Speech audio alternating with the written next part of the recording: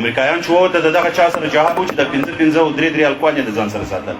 دغه سره جهاد کو. امریکایان چې ووتل موږ د دغه خلکو سره جهاد کو چې پرون د پاینو بینه کې د خلکو د خوندو مخان کتل او المخرج کار کړ عکسونه یې جنې اکثر توپک په غاړه د دغه سره موږ جهاد کو. امریکایان چې ووتل موږ دغه خلکو سره جهاد کو چې د ناټو د پیاډ په میدانونو کې د افغانانو ښځې په کښلي کمیس باندې د ناټو د عسکرو سره والیبال پکړی دی د دغه خلکو سره موږ جهاد کو. امریکایان چې ووتله موږ د دغه خلکو سره جهاد کوو چې پرون د سپین ږیري بابا په مخ کې د ځوان زوی څخه پرتوګ باسي.